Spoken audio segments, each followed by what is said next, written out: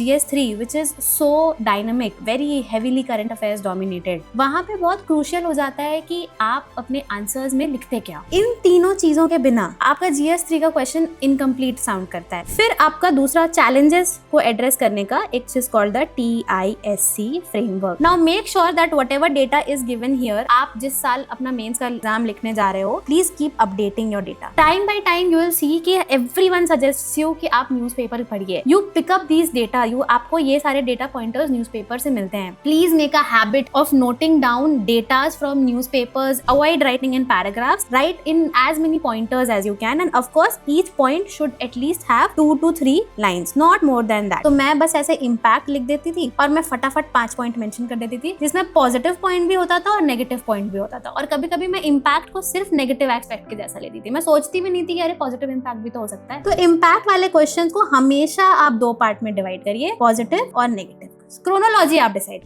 So hello everyone, today what we have to do is GS3 का जो paper है, we all know that how challenging it is to score good marks in GS3, and to understand ki how do we attempt questions in GS3, the best way we to do is कि आप previous year questions के through we understand कि क्या commission ने हमसे question पूछा था, and अगर अभी आपके पास समय होता या आपके पास ब्रेनस्टॉर्मिंग का टाइम है तो आप इस तरह के क्वेश्चंस को कैसे अप्रोच करोगे, क्योंकि उस टाइम एग्जाम में आपके पास वक्त उतना नहीं होता, आपको जल्दी जल्दी आंसर्स लिखने होते हैं।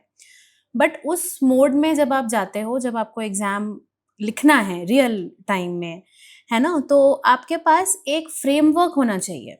आप with practice, with continuous practice, आपके दिमाग में एक फ्रेमवर्क होना चाहिए जो आपको तुरंत चमक जाएगा कि ये इस तरह के क्वेश्चंस में मेरे को ऐसे अटेम्प्ट करना है, this should be the framework, this should be the conclusion, या इस तरह से मुझे मैप्स, ग्राफ्स, इस तरह से मुझे I have to go about this question.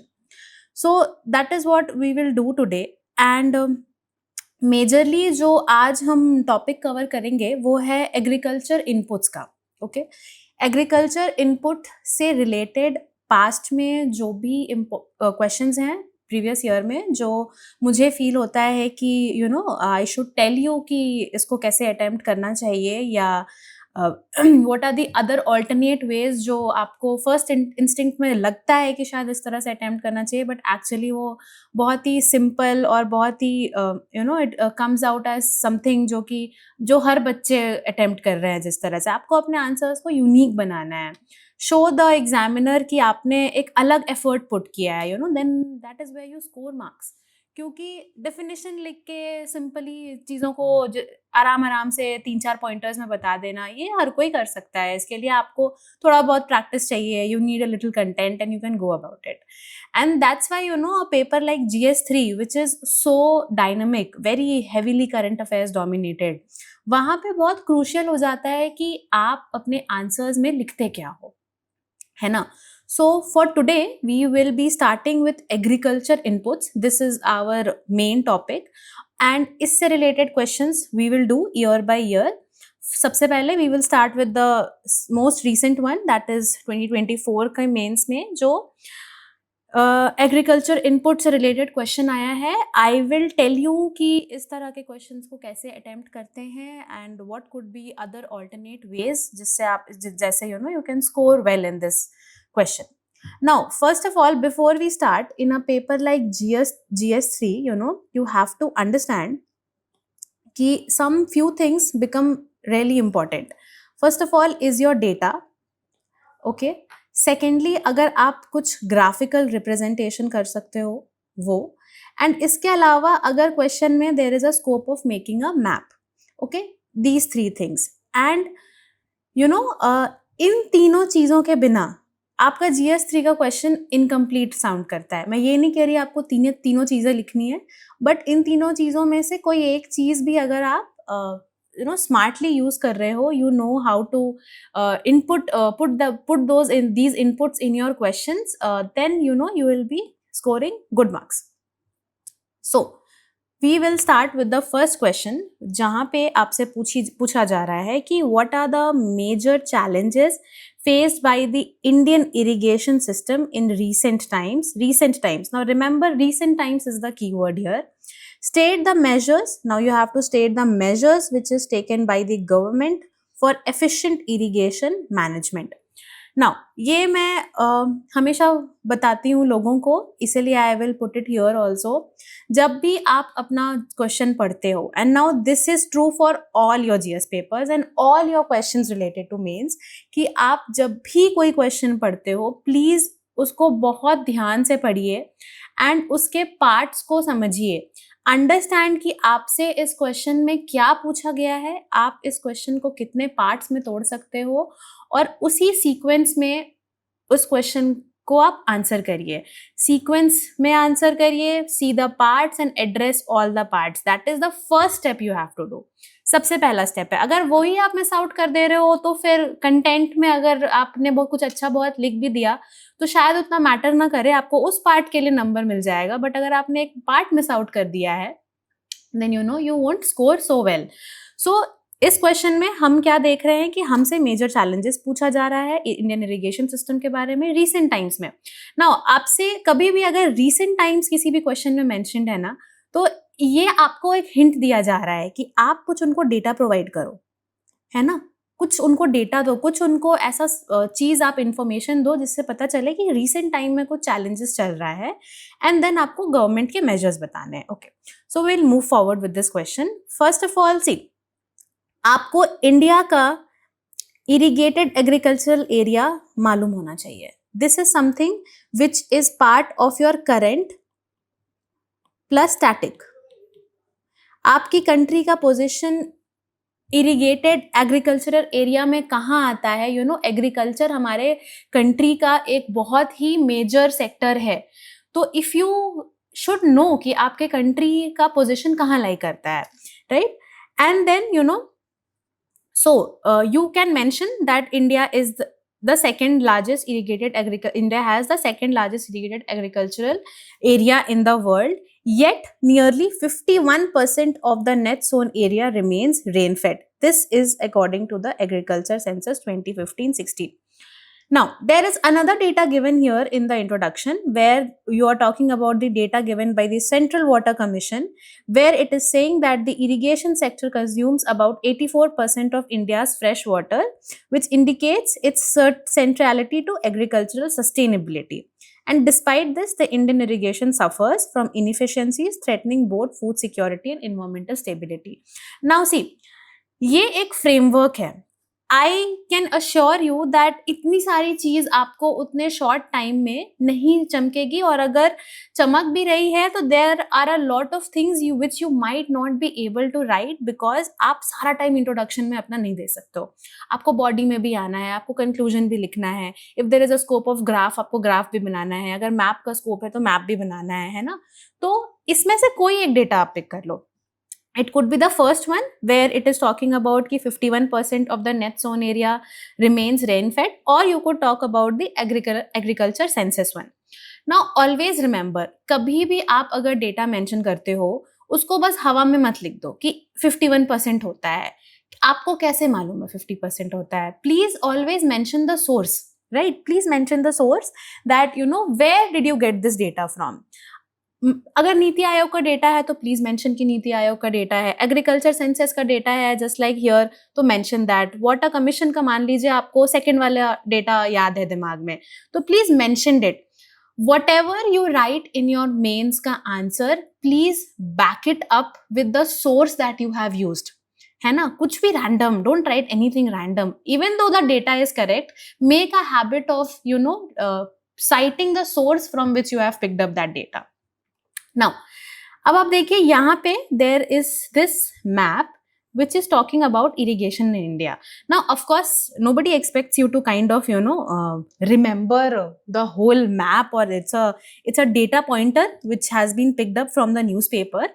So, आप इसमें से कुछ भी याद रख लो, एनीथिंग, कोई एक दो डेटा पॉइंटर्स भी अगर आप याद रख लोगे, या आप बस ये मैप याद रख लो जहाँ पे यू कैन टेल देम कि कितने पोर्शंस आपके कंट्री में हैं which is majorly affected by irrigation, right? You can mention the places, you can color the places, or you can mention the areas covered, right? You can also mention the crop wise coverage, anything, कोई एक चीज इसमें से pickup कर लो आप. It is not necessary कि आपको सब यहाँ बनाना है. It's not possible also to do that, and इतना रिक्वायर्ड नहीं होता है.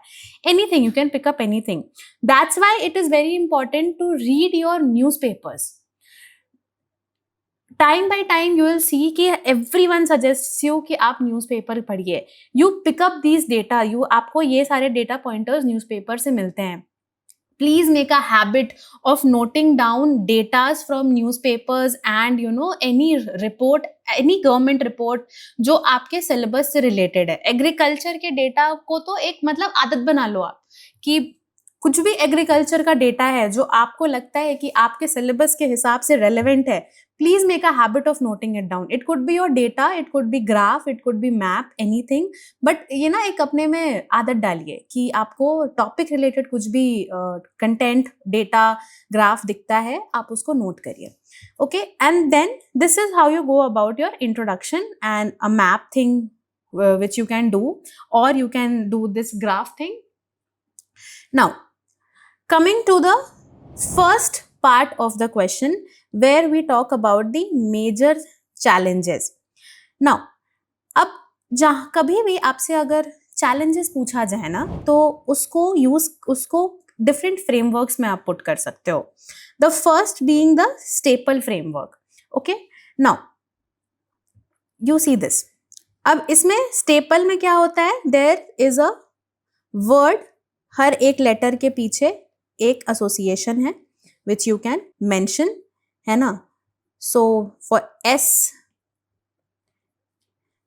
S it could be your social structural challenges, T के लिए टेक्नोलॉजिकल चैलेंजेस, ए के लिए एडमिनिस्ट्रेटिव चैलेंजेस, पी के लिए पॉलिटिकल, एल के लिए लीगल एंड ई के लिए economic. Now always make sure कि आप हेडिंग्स एंड सब हेडिंग्स अपने आंसर में मेंशन कर रहे हो. Don't write it like an essay paper, या उसको स्टोरी के फॉर्म में आपको नहीं लिखना है. Please make your answers very clear, जिससे आपके कॉपी चेकर को ये समझ में आ रहा है कि अच्छा ओके, इस बच्चे ने सोशल और या स्ट्रक्चरल चैलेंजेस की बात की है. तो when you attempt an answer like this and आप अपने कॉपी में चैलेंजेस लिखते हो, है ना, तो पहले तो इसको आप बॉक्स करो. उसके बाद आप पहला पॉइंट दोगे जहां आप सोशल चैलेंजेस की बात करोगे, इसको अंडरलाइन करो. अब मान लीजिए इसके नीचे आपको 2-3 पॉइंट याद आ रहे हैं. सपोज आपको लैक ऑफ अवेयरनेस याद आ रहा है, या आपको इनइक्विटेबल वाटर डिस्ट्रीब्यूशन याद आ रहा है, तो इसको भी अपने अपने पॉइंट्स में डालिए. पैराग्राफ्स में लिखने, avoid writing in paragraphs, write in as many pointers as you can, and of course each point should at least have 2 to 3 lines, not more than that. Please, आपका आंसर बहुत लंबा हो जाएगा. आपको पेज के अंदर, this is a 15 marker question as you can see, तो you will be given 3 pages to attempt it. तो आप बॉडी में, आपका introduction will take some space, फिर आप बॉडी में आओगे. अब आप एक ही पॉइंट के नीचे अगर 4-5 लाइन्स में भर दोगे तो you won't get space to cover the rest of the aspect of your answer. Okay, so हर पॉइंट पे 2 से 3 line. If you can finish it in 1 or 2 lines, that is best. Max 3 lines, not more than that. Okay, तो कोई भी इसमें से challenge आप mention कर दीजिए जो कि सोशल और स्ट्रक्चरल चैलेंज का पार्ट है, and try to give example. Suppose lack of awareness है ना, तो you can mention the NSSO का 70th round where it says that only around 10% farmers are trained in water efficient practices. Now you will feel कि यार ये तो बहुत ज्यादा है, इतना याद नहीं हो पाएगा, इतना डेटा किसको याद रहता है. रह जाता है अगर आपने शुरू से आदत डाली है डेटा पे ध्यान देने की, है ना. And nobody is saying you कि यहाँ पे जो चारों पॉइंट्स मेंशन्ड है वो चारों आप लिखो और चारों के डेटा को डेटा से बैक करो. It's fine. अगर आपके पास डेटा नहीं है, मान लीजिए आपके पास कुछ और एग्जाम्पल है which is relevant to this, you can also mention that also. मान लीजिए जेंडर एक्सक्लूजन का आपको पॉइंट ध्यान में आ रहा है, तो मेंशन करिए. अच्छा, see, these are the things which are very basic. Right now you might find it very tough, और आपको लग रहा होगा कि this is too much to remember, but understand कि things like women empowerment and gender inclusion are things which are hot in news. हर समय इस पे बात हो रही है, हमारी गवर्नमेंट इस पे काम कर रही है. तो women का participation in a field like agriculture becomes very important. जो भी हमारे कंट्री के मेजर सेक्टर्स हैं जिनका मेजर कॉन्ट्रीब्यूशन है जीडीपी में, आपको पता होना चाहिए कि वहां पे विमेन का कॉन्ट्रीब्यूशन क्या है ना। या मान लीजिए एमएसएमई सेक्टर्स हो गया, सर्विस सेक्टर हो गया, मैन्युफैक्चरिंग सेक्टर हो गया। You can't say, and of course the major sectors, सारे सेक्टर्स में obviously I understand it's not possible to remember, but major sectors आप याद रख सकते हो, agriculture, service sector and manufacturing sector. At least ये 3 चीजों में तो आप याद रख ही सकते हो, है ना, कि विमेन का क्या रोल है, विमेन का कितना पार्टिसिपेशन है, तो गिव दैट डेटा। देन आपका हो सकता है टेक्नोलॉजिकल चैलेंजेस। इसमें you could this could be anything, it could be outdated in, आप है ना सोचिए थोड़ा, बी ऑन योर फीट। आपको अपने एग्जाम में आपका प्रेजेंस ऑफ माइंड यूज करना इज वेरी इंपॉर्टेंट। तो आप सोच के देखिए कि टेक्नोलॉजिकल चैलेंजेस क्या हो सकता है। वही हो सकता है कि यार कुछ आउटडेटेड चल रहा हो, या कुछ मॉनिटरिंग नहीं हो पा रही है, लैक ऑफ डिजिटल मॉनिटरिंग की दिक्कत है, या कवरेज की दिक्कत नहीं हो पा रही है, वो टेक्नोलॉजी यूज करके, है ना, हम जितना कवर कर सकते हैं उतना हम कवर नहीं कर पा रहे हैं। You could mention things like that and give an example और a data with it. Things could be like, जैसे ना कैग की रिपोर्ट है 2021 की, where it is saying that poor canal linking and leakages in major projects is one of the reasons की technology outdated है and इसके वजह से हम चैलेंजेस फेस कर रहे हैं। Then it could be your administrative challenges, जहाँ पे आप फ्रेगमेंटेड गवर्नेंस की बात कर सकते हो। एडमिनिस्ट्रेशन जब आपके दिमाग में आता है तो आपके दिमाग में क्या वर्ड्स आते हैं? की वर्ड्स सोचिए, key words are very important exam में। सी कुछ क्वेश्चंस आपके ऐसे होंगे जो आपके टफ होंगे, है ना, एंड उसमें आई अंडरस्टैंड कि एवरेज आंसर लिखना बिकम्स उस समय का रिक्वायरमेंट हो जाता है, बिकॉज ऑफकोर्स आप हर समय एकदम सारी चीज़ों का कीवर्ड्स नहीं सोच सकते हो। बट इस तरह के क्वेश्चंस ना, these are the types of question जो रिपीट होते हैं, है ना। आपको एनीवे इनके चैलेंजेस मालूम होने चाहिए। सो एडमिनिस्ट्रेशन के केस में गवर्नेंस का आपको ध्यान आएगा, या प्रोजेक्ट डिलेज हो रहे हैं उसमें आप मेंशन करो कि, है ना, ठीक है, जैसे फ्रैगमेंटेड गवर्नेंस में सेंट्रल स्टेट का ओवरलैप जो होता है वो हैम्पर्स इम्प्लीमेंटेशन। थोड़ा सोच के देखिए कि एडमिनिस्ट्रेटिव चैलेंजेस क्या हो सकता है, एग्जाम्पल दीजिए कि किस तरह से, अगर आप रियल टाइम में एग्जाम्पल सोचना चाह रहे हो तो what could be the governance issues, कि मे बी किन्हीं दोनों के बीच में कोऑपरेशन की दिक्कत हो रही है। Mention these things, okay. Then this it could be a political challenge where free electricity subsidies इसकी वजह से दिक्कत हो रही है, या लीगल कुछ का चैलेंज हो सकता है जैसे नो क्लीन वाटर राइट्स या weak ground water regulation. Economic challenge हो सकता है जैसे low cost recovery, mention a data, Niti Aayog ने एक डेटा दिया है। इकोनॉमी वाला जो पॉइंट होता है ना, प्लीज उसमें हमेशा ट्राई करिए कि आप डेटा दो। आई कैन, मतलब इट इज ओके कि किसी में आपका डेटा मिस हो जा रहा है। Writing a good point and important point is more important than writing हर चीज में डेटा डालने की कोशिश करना, but you can at least try to maximize it. And specially economy के पॉइंट्स में ना, जहाँ भी आप इकोनॉमिक पॉइंट्स मेंशन करते हो, नीति आयोग का डेटा हो गया, है ना, या एनी बॉडी जिसका थोड़ा सा भी ना क्लोजली भी कुछ वो इकोनॉमिक रिलेटेड डेटा रिलीज करती है, important bodies in our country, उनका डेटा मेंशन करने की थोड़ी ना, just make it a habit of mentioning it, it goes a long way in making your answer nice. Now ये तो आपका एक बेसिक स्टेपल फ्रेमवर्क हो गया जो आप यूज कर सकते हो, and this staple framework works in a lot of other जगह पे भी आपका ये काम आ जाएगा। चैलेंजेस में तो बहुत अच्छे से काम आ जाता है। Now there are different other frameworks that you can use, जिसमें से एक आपका है DIMEL framework, okay, where design, implementation, monitoring, evaluation, learning और फीडबैक, ये आप फ्रेमवर्क यूज करते हो to talk about the challenges, okay. Now अब दिक्कत क्या है ना कि फ्रेमवर्क्स बहुत सारे हैं, है ना, बहुत मल्टीपल, मैं कुछ बनाने को तो मैं और भी बहुत सारी चीजें बना दूं, बट आपको ना थोड़ा समझना होगा कि किस तरह का फ्रेमवर्क आपको कहाँ यूज करना है। अब जैसे ये वाला फ्रेमवर्क जो है, जहां आप डिजाइन, इम्प्लीमेंटेशन, मॉनिटरिंग, इन सारी चीजों की बात करते हो, ये यूजुअली पॉलिसी या इंफ्रास्ट्रक्चर एनालिसिस में आप यूज करिए।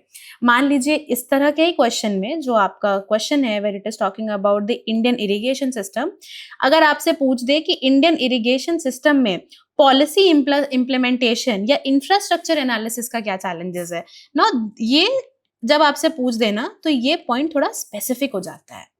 तो उसमें अगर आप डायमंड फ्रेमवर्क यूज करिए जहां आप उनको बताइए। अब आप समझिए कि पॉलिसी या इंफ्रास्ट्रक्चर का अगर आप एनालिसिस करते हो तो आप कैसे एनालिसिस करते हो, ये आपके गवर्नेंस के भी क्वेश्चन में काम आएगा, है ना। कोई भी स्कीम है, कोई भी गवर्नमेंट की पॉलिसी है, आप उसको कैसे एनालाइज करते हो कि वो अच्छा है कि खराब है। आप उसको एनालाइज करते हो कि भाई उसका डिजाइन कैसा है, पहले तो कि उस पॉलिसी का स्ट्रक्चर क्या है, फिर आप देखते हो कि उसका इम्प्लीमेंटेशन ढंग ढंग से हो रहा है कि नहीं, फिर आप ये देखते हो कि आप उसकी मॉनिटरिंग कैसे हो रही है, कैसे आप देख रहे हो कि वो स्कीम कैसे लोगों को, कितने लोगों को अफेक्ट कर रहा है। आप इवैल्यूएशन करते हो एंड देन लर्निंग या फीडबैक करते हो। इस तरह का फ्रेमवर्क आपका गवर्नेंस एज इन GS2 में भी will be very very helpful, specially when they are asking you challenges related to policy या इंफ्रास्ट्रक्चर एनालिसिस। नाउ डिजाइन में यू कैन मेंशन कि फॉल्टी कैनाल डिजाइन है जिसके वजह से वाटर लॉस या अनइक्वल डिस्ट्रीब्यूशन हो रहा है, ये चैलेंज है एक, है ना, इंडियन इरिगेशन सिस्टम का।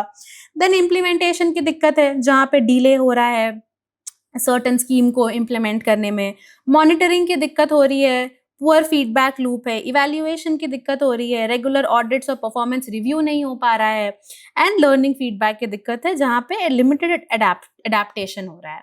अब इन सब के साथ if you have any example data please mention it. कुछ भी अगर है तो है, नहीं है तो that's fine, but try to mention it, है ना। इसमें से ही कुछ भी आप ऊपर में ही आप देख लो, इसमें से ये वाला जो स्टेपल फ्रेमवर्क में हमने डेटाज मेंशन कर रखा है, इसमें से अगर आप कुछ पिक कर लो, पुट इट हियर, जो आपको लगता हो कि यहाँ पे रेलेवेंट हो सकता है, गिव, यहाँ पे लिख दो आप। फिर आपका दूसरा चैलेंजेस को एड्रेस करने का एक दूसरा तरीका है which is called the TISC framework, which means technical, institutional, social and climate. Now इस तरह का फ्रेमवर्क आपके एस्से में भी काम आ सकता है। अगर आपका एस्से क्वेश्चन कोई एस्से का ऐसा कोई टॉपिक है जहां पे आप उसको टेक्निकल, इंस्टीट्यूशनल और सोशल क्लाइमेटिक या सोशल एंड क्लाइमेटिक डिविजन्स में बांट सकते हो, या कोई ऐसा क्वेश्चन है जहां पे इन्वायरमेंट, सोसाइटी और गवर्नेंस, इन तीनों को लिंक किया जा रहा है। अब इसी क्वेश्चन में मान लीजिए इंडियन इरिगेशन वाले क्वेश्चन में ही हो सकता है आपसे पूछ ले कि कैसे उसके इंडियन इरिगेशन में जो चैलेंजेस हमें फेस करना पड़ रहा है वो इन्वायरमेंट को अफेक्ट कर रहा है, या उसके वजह से सोसाइटी अफेक्ट हो रही है, या गवर्नेंस की क्या क्या चैलेंजेस आ रही हैं आपकी इंडियन इरिगेशन सिस्टम में। So you try to go with the TISC framework which is technical, institutional, social and climate. So mention again outdated canal system, institutional में फ्रैगमेंटेड रोल्स, सोशल में कि इनइक्विटेबल एक्सेस है, किसका inequitable access है, example दीजिए कि may be you can mention, कोई state mention कर दीजिए आप जहाँ पे there is an issue where उनको एक्सेस नहीं मिल पा रहा है। क्लाइमेट है उसमें मॉनसून का मेंशन करिए, एग्जाम्पल दीजिए कि कैसे कंट्री हमारा, जैसे हमने अभी ऊपर देखा मॉनसून रिलेटेड डेटा है कि कैसे हमारा country is dependent on rain fade पे बहुत ज्यादा डिपेंडेंट है, आप वो चीजें मेंशन करिए, है ना। Then there is another framework जिसको हम IPO फ्रेमवर्क बोलते हैं, which is the input process output framework. ये आपका कहाँ यूज होता है, ये आपका यूजफुल होता है for questions focused on inefficiencies और परफॉर्मेंस इश्यूज। नाउ अंडरस्टैंड कि ये भी एक तरह का चैलेंज ही है।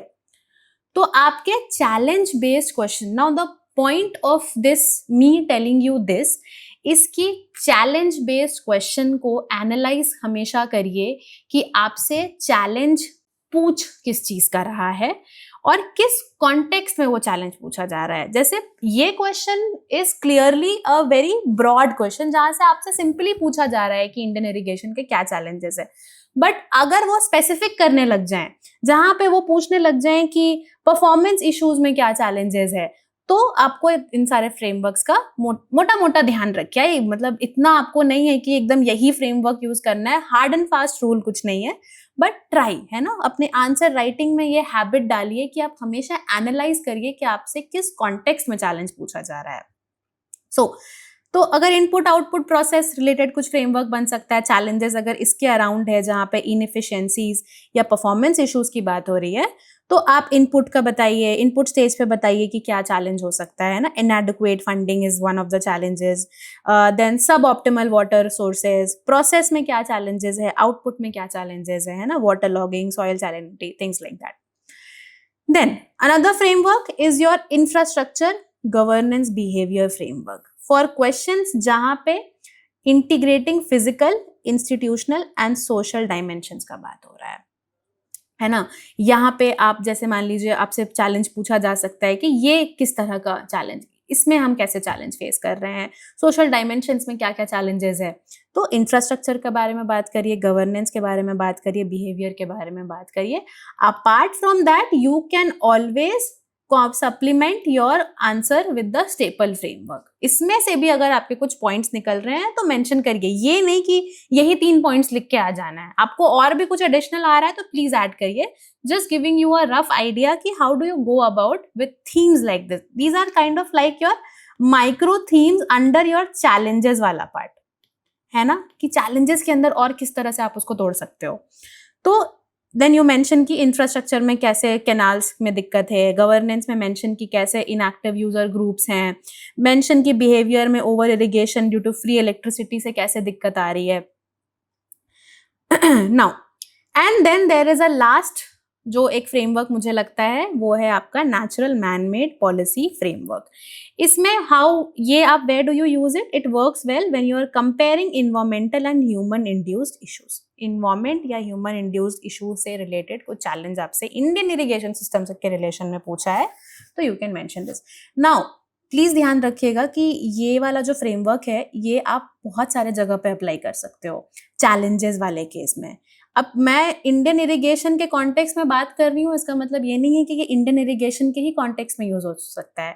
This framework is so holistic and you no इसका इतना वाइड कवरेज है कि चैलेंजेस, कोई सा भी चैलेंजेस, किसी भी टॉपिक से रिलेटेड चैलेंजेस में आप इन 5 फ्रेमवर्क्स के थ्रू प्रैक्टिस करके देखो और देखो कि कहाँ कहाँ इस तरह का फ्रेमवर्क लग जा रहा है ना। ये this is just one topic of water irrigation जहाँ पे मैं आपको बता रही हूँ कि आप यूज कर सकते हो। You can use it anywhere else also. So natural और मैन मेड पॉलिसी फ्रेमवर्क है तो उसमें आप देखिए नेचुरल में आप इरेटिक रेनफॉल ये बात की बात करिए, ग्राउंड वाटर सैलिनिटी। फिर man made framework, man made challenges क्या हो सकता है, over extraction, canal mismanagement. And then policy की बात करिए जैसे प्राइसिंग हो गया, सब्सिडी हो गया, डिलेड प्रोजेक्ट इंप्लीमेंटेशन हो गया, ये आपके अगेन चैलेंजेस हो सकते हैं। तो this is the way you go about attempting your first part depending on कि आपसे एक्चुअली में पूछा क्या है। यहाँ पे आपसे वो पूछ रहे हैं इंडियन इरिगेशन सिस्टम का रिसेंट टाइम्स में मेजर चैलेंजेस, राइट। सो कोई भी इसमें से मेजर आपके लिए मेजर चैलेंजेस के केस में स्टेपल फ्रेमवर्क हमेशा यूज होता है बिकॉज मेजर वर्ड ही अपने आप में एक आइडिया देता है कि अच्छा ये ब्रॉडली बात कर रहा है, बट हो सकता है वो कुछ बहुत स्पेसिफिक मेंशन कर दें, तो आपको थोड़ा देखना होगा कि आप कौन सा फ्रेमवर्क यूज कर सकते हो। अब हम क्वेश्चन के दूसरे पार्ट में आते हैं जहां आपसे वो ये पूछ रहे हैं कि आपको measure taken by the government बताना है for efficient irrigation management. Okay, so let's move ahead and we will talk about the frameworks, measures taken by the government. Now see देखिए what is important for you to understand is central government क्या initiative ले रही है ये हर कोई याद करके चलता है। Of course this is UPSC, this is you know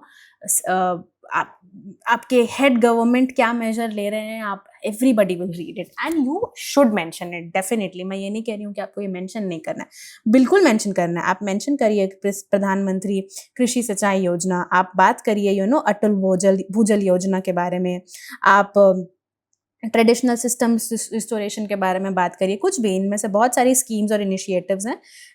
make a habit of you know जैसे आप डेटा और ग्राफ्स के लिए नोट डाउन कर रहे हो ना, वैसे ही स्कीम्स के लिए एक अलग से make a copy, make a notebook.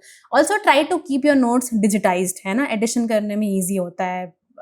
Of course the writing way is like the best, but थोड़ा क्योंकि यू नो GS3 में कंटेंट हमेशा ऐड होता है, एग्जॉस्टिव है इसका कंटेंट, तो try keeping your notes digitised.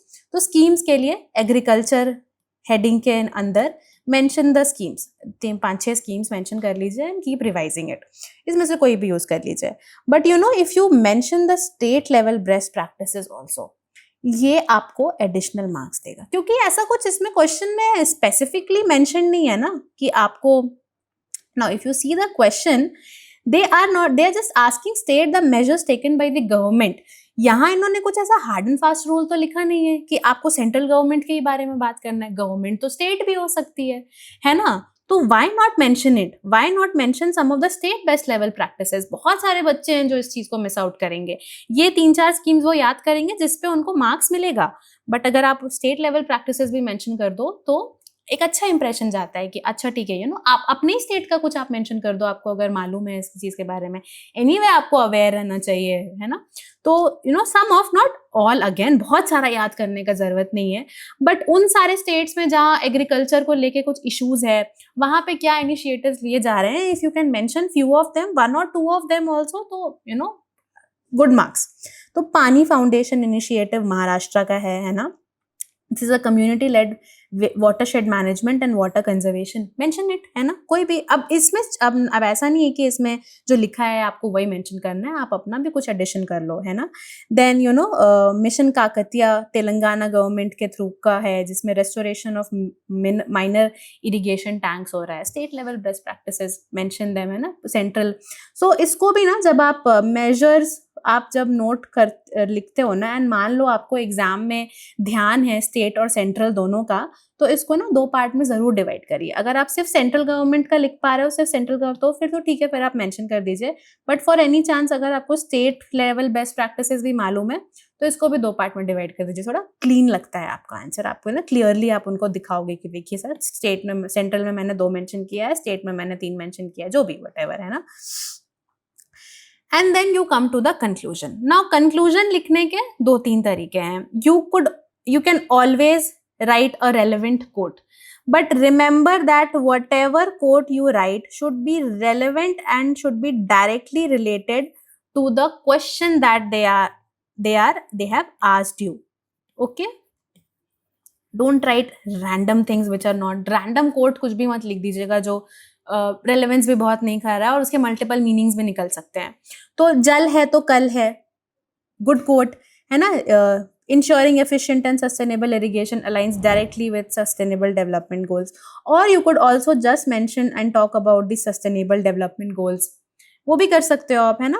And then talk about कि कैसे with these measures that have been mentioned आप इंश्योर कर सकते हो कि हम वाटर एफिशिएंसी को इंक्रीज करे, सस्टेनेबिलिटी को इंक्रीज करे। कंक्लूजन आपका हमेशा ऐसा होना चाहिए जो आपके ऊपर के, जो आपने जितना मेहनत किया है बॉडी और इंट्रोडक्शन में, उसका एक समरी जैसा फील होना चाहिए, है ना? कि हाँ, आपने 3 से 4 लाइन्स मैक्स में समराइज कर दिया कि हमने ऊपर क्या बात की है। Okay, so this is 1 question. Now moving ahead, हम will move ahead, will go to a 2021 का क्वेश्चन, जहां पे हम बात करेंगे कि how and to what extent would micro irrigation help in solving India's water crisis. Now this is a 10 marker question, मतलब you get 2 pages to write this. Now how first you have to address, and what is the second part of the question. Micro irrigation is the main theme of this question, and you have to answer that how is it going to help in solving the India's water crisis. अब आपको एक बात तो समझ आ रहा होगा, अभी तक जो 2 क्वेश्चन हमने देखा है, कि इंडिया का वाटर क्राइसिस इज समथिंग जिस पे हमेशा बात हो रही है ना? या तो क्वेश्चंस आ रहे हैं और न्यूज भी आ रहा है। 2021 में भी पूछा है, 24 में भी पूछा है, एक तरह से इरिगेशन के बात को लाके। तो अब आप ये समझिए, नाउ अंडरस्टैंड PYQs को एनालाइज करना क्यों इंपॉर्टेंट हो जाता है, क्यों हर टॉपर का, हर रैंकर का इतना फोकस है कि आप PYQs करिए। आपको समझ में आता है कि कौन से वो माइक्रो थीम्स हैं, कौन से वो टॉपिक्स हैं जिसपे बार बार बात किया जा रहा है, जिससे बार बार आपसे पूछा जा रहा है कि आप बताइए आपको इसके बारे में क्या मालूम है ना? तो इंडिया का वाटर क्राइसिस इज समथिंग जिसपे अगेन आपके पास डेटा पॉइंटर्स होना चाहिए, आपके पास ग्राफिकल रिप्रेजेंटेशन में कुछ 1-2 ग्राफ्स होने चाहिए, एंड इधर मैप रिप्रेजेंटेशन कुछ होना चाहिए, क्योंकि ये this is a ongoing topic, right? Now so for here suppose यहाँ पे हमने नीति आयोग का कंपोजिट वाटर मैनेजमेंट इंडेक्स के बारे में बात कर दी, जहां we mention that 21 Indian cities may run out of ground water by 2030 and 60% of districts are water stress. और यू कैन टॉक अबाउट, है ना, एग्रीकल्चर कैसे 80% of its fresh water use करता है। दिस इज अ FAO 2024 का data, दोनों में से कोई भी डेटा मेंशन करिए। डन, जरूरी नहीं, दोनों मेंशन करने की जरूरत नहीं, कोई एक मेंशन करिए, बट ये डायरेक्टली इंडिया के वाटर क्राइसिस को रिलेटेड होना चाहिए। अगेन यू सी, हमने जो भी डेटा मेंशन किया है उसको हम बैक कर रहे हैं सोर्स के साथ कि ये सोर्स है, इस सोर्स को हमने यूज किया है, ठीक है। Now there is again a fact file here, this is just for your information, you don't write like this in your answer, आप मतलब you can write it, that's fine, but side में एक ऐसे करके बना सकते हो आप, है ना, कि मेन बॉडी में डालने की जगह you can just make a box here and write fact file, अगर आपको उस टाइम पे कुछ याद है तो, otherwise it's fine. So IMDB की IMD की रिपोर्ट है, I am so sorry, IMD की रिपोर्ट है, where 6% monsoon deficit has been noted, and then CWC की 2024 की रिपोर्ट है जहाँ पे ग्राउंड वाटर ओवर एक्सप्लॉयटेशन के बारे में बात हो रही है, दोनों में से कोई भी आप ऐसे करके मेंशन कर सकते हो। Now, potential of micro irrigation in solving India's water crisis. Now, how and to what extent? Now, to what extent के बात को बताने के लिए आपके पास कुछ ये डेटा बैक्ड होना चाहिए। Now, एक बात आप समझिए कि इसमें से आई अंडरस्टैंड कि ये मैप या ये ग्राफ आपको हो सकता है मेन एग्जाम के टाइम पे याद नहीं रहे, है ना, there is a very high possibility कि नहीं रहे, याद रह जाता है ऑसम, याद नहीं रहता है कोई बात नहीं, बट 2-3 चीजें ना इसमें से आप देख लो, इसमें से आप नोट डाउन कर लो, कोई भी, मान लीजिए आपको सारा नहीं भी याद रहता है, कोई 3 चीजें याद कर लो आप, कोई भी इसमें से, है ना, और उसको फटाफट वहां पे ग्राफ में दिखा दो आप, ये कर सकते हो, या याद कर लो डेटा, उसको सेंटेंस के फॉर्म में मेंशन कर दो आप। Now make sure that what ever data is given here, आप जिस साल अपना मेंस का एग्जाम लिखने जा रहे हो, please update your, please keep updating your data, है ना, government is updating data every year, every month, every 2 year, whatever is the timeline, तो you also need to do that. तो right now this data अभी के context में relevant है, but may be 2-3 साल बाद ये डेटा पुराना हो जाए, तो प्लीज कीप अपडेटिंग इट, इसमें से कुछ भी आप याद रखो, है ना, and then you talk about the benefit.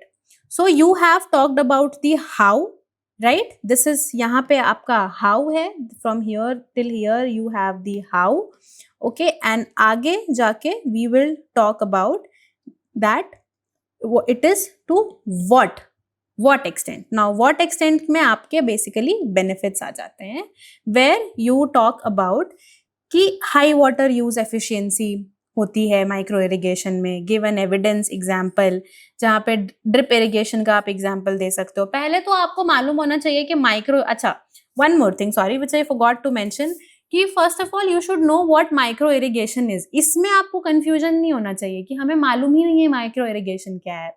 तो जनरली क्या होता है ना, people have this tendency to start defining micro irrigation, which is fine, आप कर सकते हो, बट इजंट इट बेटर कि आप उसको डेटा से बैक करो, है ना।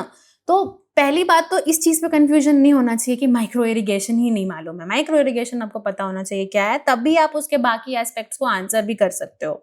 तो यू हैव टू अंडरस्टैंड कि माइक्रो इरिगेशन इज समथिंग जिसका बेनिफिट है, तो now you have to talk about the benefits, जिसमें आप एविडेंस और एग्जाम्पल के थ्रू उसको बैक करोगे। देन वाटर सेविंग होती है इसमें सिग्निफिकेंट, नीति आयोग का एक डेटा है ऑल्सो ना, thing bodies like NITI Aayog, CWC, है ना, IMD, इनकी ना डेटा पे थोड़ा आप, it could also be your IPCC, है ना, इनके डेटास पे थोड़ा आप ध्यान रखा करो, है ना, जो न्यूज में आता है, please keep an eye on them, it's very important. Niti Aayog तो खैर बहुत इंपॉर्टेंट है ना। Then reduces ground water over drafting, उसके बाद क्रॉप यील्ड्स बूस्ट करता है, क्रॉप डाइवर्सिफिकेशन बूस्ट कर रहा है, lowers energy demand, there are so many benefits, mention 5 or 6 of them, इससे ज्यादा लिखना पॉसिबल नहीं होता है आपको, एंड क्योंकि it is a 10 marker question, तो आपको 7 मिनट में इसको खत्म भी करना है, सारे पॉइंट्स आप लिखने लग जाओगे तो ऑफकोर्स नहीं हो पाएगा खत्म, बट ठीक है, इसमें से आप अगर 5-6 पॉइंट भी मेंशन कर दो, एविडेंस और एग्जाम्पल के साथ थोड़ा बैक कर दो। नाउ अगर आपके पास डेटा नहीं है, बट आपके पास कोई ऐसा केस स्टडी है जो आप 1 लाइन 2 लाइन में बता सकते हो कि गुजरात में ऐसा करने से, जैसे ये देखिए गुजरात और पंजाब का एक यहाँ पे है जहाँ पे रिड्यूस पंप आवर्स ने लोअर पावर सब्सिडी बर्डन कर दिया, आप ऐसे भी एग्जाम्पल दे सकते हो इफ अगर आपके पास डेटा नहीं है तो, है ना। and then we come to major challenges in adoption of micro irrigation. Now you see यहाँ पे पूछा नहीं है challenges के बारे में, but अगर आपके पास space है and you have the word, आपके पास अभी word का वो बचा हुआ है and मान लीजिए है ना, तो you can mention it, otherwise you can leave it. But अगर ये 15 मार्कर क्वेश्चन होता तो challenges आपसे पूछ देते, वो हो सकता है ना. तो how do you go about, and then again अभी हमने पहले वाले क्वेश्चन में क्या देखा कि हम challenges कैसे करेंगे, हम पाइस फ्रेमवर्क से करेंगे. मान लीजिए where it could be political, it could be institutional, it could be economical or it could be social. Price framework भी हो जाएगा, स्टेपल फ्रेमवर्क भी यूज कर सकते हो, आप कुछ भी यूज कर सकते हो. दिस इज अनदर एक और फ्रेमवर्क बता दिया आपको कि एक पाइस फ्रेमवर्क भी है. फिर आप उनको बताओ कि माइक्रो इरिगेशन में क्या है चैलेंजेस, पॉलिटिकल चैलेंजेस क्या है, इंस्टीट्यूशनल चैलेंजेस क्या है ना, जिसमें limited PPP models and outreach and maintenance के बारे में भी आप बात कर सकते हो. देन इकोनॉमिक चैलेंजेस क्या है, सोशल चैलेंजेस क्या है, एविडेंस एंड एग्जाम्पल के सपोर्ट के साथ. कैग का डेटा भी ध्यान में रखा करिए कुछ अगर आपको if you come across it, है ना. Also you can give examples को, आप एविडेंस को आप स्कीम्स के थ्रू भी एक्सप्लेन कर सकते हो. किसी स्कीम का इवैल्यूएशन आपको पता है कि वो कैसा परफॉर्म कर रहा है माइक्रो इरिगेशन के केस में, तो मेंशन दैट स्कीम, है ना, वो भी आप कर सकते हो. एंड ऑफ कोर्स ये तो आपको करना ही है. अगर आपने चैलेंजेस मेंशन कर दिया किसी क्वेश्चन में, मान लीजिए आपके पास स्पेस था and you know you thought कि of course they are talking you about how and why, अगर आपसे पूछ भी रहे हैं ना, तो कोशिश करिए कि चैलेंजेस लिख दो. लाइक थोड़ा सा ही, मतलब इतना आई कैन अंडरस्टैंड, इतना लिखना पॉसिबल नहीं होगा, बट 2 चैलेंज ही मेंशन कर दो, 3 ही चैलेंज मेंशन कर दो, है ना. थोड़ा होलिस्टिक लगता है क्वेश्चन. आप एग्जामिनर को बता रहे हो कि सर फायदे तो हैं, बट देखिए ये सब दिक्कतें भी कहीं कहीं कुछ लिमिटेशंस हैं, तो ट्राई मेंशनिंग इट, है ना. और अगर आपने चैलेंजेस और लिमिटेशंस मेंशन कर दिया, अगर आपने लोगों को ये बता रहे हो आपकी यहाँ पे कुछ दिक्कतें हैं, कुछ लिमिटेशंस हैं, तो इट इज वेरी इंपॉर्टेंट कि आप वे फॉरवर्ड मेंशन करो. व्हाई अगेन, क्योंकि आपको सोल्यूशन, आपके आंसर्स हमेशा सोल्यूशन ओरिएंटेड होना चाहिए. आपको सिर्फ प्रॉब्लम्स नहीं बतानी है, क्योंकि आपका काम आगे फ्यूचर में यही होने जा रहा है कि आपको सॉल्यूशंस बताना पड़ेगा. आप you will have to figure out things, you will have to take help of people and figure out things, जिस भी सर्विस में आप काम कर रहे होगे. तो आपका आंसर हमेशा सॉल्यूशन ओरिएंटेड होना चाहिए, where of course people know कि हर चीज परफेक्ट नहीं है, लिमिटेशंस हैं, but it is your responsibility कि सिर्फ बता देने से कि अरे दिक्कतें हैं नहीं चलेगा. वे फॉरवर्ड मेंशन करिए, आपके हिसाब से क्या चीजें हैं जो अडॉप्ट करनी चाहिए या हमें करना चाहिए, या ऐसा कोई स्कीम है जिसका और प्रमोशन का जरूरत है, कुछ भी. तो always mention way forward in questions where you have mentioned और where they have asked challenges या limitations. Okay, then so way forward में आपका आ सकता है माइक्रो इरिगेशन फंड के बारे में बात कर सकते हैं आप, digital monitoring and advisory system के बारे में बात, ग्लोबल बेस्ट प्रैक्टिसेस के बारे में बात कर सकते हैं, इजराइल का मोर क्रॉप पर drop, Australia's metered irrigation. Very important points, है ना. इसको आप ऐसे भी याद रखिए, आप कहीं और भी इसको नोट कर सकते हैं, है ना. Then you know you can talk about digital monitoring and advisory system, इसको कैसे एग्री स्टैक के साथ इंटीग्रेट करिए, IoT बेस्ड ड्रिप सेंसर्स लगाइए. You can mention this in your way forward, and then you can come to your conclusion where you can either talk about sustainable development goals, you can talk about per drop more crop under PMKSY and sustainable, कैसे आप इसके through sustainable inclusive agricultural transformation करोगे, mention that. Okay, so this is how you go about writing a question like this. Moving forward, question number 3, which is a 2020 based question where you have to suggest measures to improve water storage and irrigation systems to make its judicious use under depleting scenarios. 15 marker question. Again, make a habit of understanding the parts that your question is asking you. तो आपको क्या करना है, सबसे पहले आपको major suggest करने हैं. किस चीज में मेजर सजेस्ट करने हैं? वाटर स्टोरेज में. नाउ जैसे आपको पता चला कि आपको वाटर स्टोरेज में सजेस्ट करना है मेजर्स, आपका डेटा समवेयर इससे रिलेटेड होना चाहिए. है ना, और दूसरा इरिगेशन सिस्टम। तो एक ये इन पे आपके पास डेटा होना चाहिए, फट से आपके दिमाग में आना चाहिए कि मुझे अभी जो डेटा मैं डालूंगी ये इन दोनों पे होना चाहिए। And what you have to do while you are suggesting those measures to improve water storage and irrigation system, इससे क्या हो रहा है, to make judicious use under depleting scenarios। तो अभी का सिनेरियो क्या है ये भी आपको पता होना चाहिए। Again talking about a thing like water crisis, है ना, आप देख रहे हो कितना रिपीटेशन है, if not in exact words somehow in the exact theme. तो अगेन इसीलिए मैं कह रही हूं कि मेजर माइक्रो थीम्स को ध्यान में रखिए and mention, keep recording its data. So you can start with a quote. Introduction में भी आप कोट से स्टार्ट कर सकते हो, ऐसा कोई हार्ड एंड फास्ट रूल नहीं है, but please make sure, I will repeat this again, वो रेलेवेंट होना चाहिए, कुछ भी ऐसे एब्स्ट्रैक्ट सा कोट मत डालिए, है ना। So when the wells dry we know the worth of water, Benjamin Franklin का ये कोट है, आप लिख सकते हो। And you can also mention it like कि रिसेंट डिकेड्स में depleting water resources has threatened agricultural sustainability and water security in India. Now how do you go about this? See, अब डिप्लीटिंग वाटर सिनेरियो इंडिया में क्या है, you have to tell them. जैसे, है ना, यहाँ पे आपने बताया अंडर डिप्लीटिंग सिनेरियोस, तो आपको मेंशन करना होगा, you will have to give them data. तो वाटर रिजर्व, एक तो ये मैप आप देखो, है ना, see this map, you can see here कि यहाँ पे water reservoirs in 15 states below 10 year average है। इसमें कुछ स्टेट्स हैं जो मेंशन किए हुए हैं, बिहार में, तमिलनाडु में, राजस्थान में। नाउ अगेन, इफ सारे स्टेट्स याद नहीं है, मे बी एक नॉर्थ का स्टेट आप याद कर लो, मे बी एक ईस्ट साइड का स्टेट याद कर लो, एक साउथ का याद कर लो, वेस्ट साइड का अगर कोई स्टेट है उसका डेटा याद कर लो, है ना, कोई भी मान ले, आप 3 से 4 ही स्टेट का डेटा करो ना, कोई दिक्कत नहीं है, बट फटाफट से एक मैप बनाओ इंडिया का, स्टेट मेंशन करो, परसेंटेज लिख दो, बहुत अच्छा आंसर हो जाएगा आपका, है ना। सो डिप्लीटिंग वाटर सिनेरियोज को लेके हमारे पास यहाँ कुछ डेटा है। ऑफ कोर्स मैं I will not go through all of them, I just mention 1 और 2 ऑफ देम। कि मान लीजिए इरिगेशन इनएफिशिएंसी का कोई डेटा है जिसपे 60% over 60% of irrigation water loss is due to outdated methods and poor canal management. some one data is this. You can also talk about the groundwater exploitation data.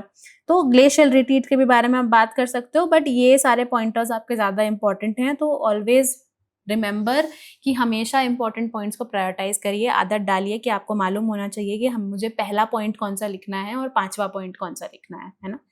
Now how can you improve water storage? Rain water harvesting, dams and percolation tanks, revival of traditional water bodies, watershed management, interlinking of rivers, urban aquifer management, dam rehabilitation and safety, all good ways। इसमें से कोई भी आप 5 से 6 point mention कर दो examples के साथ।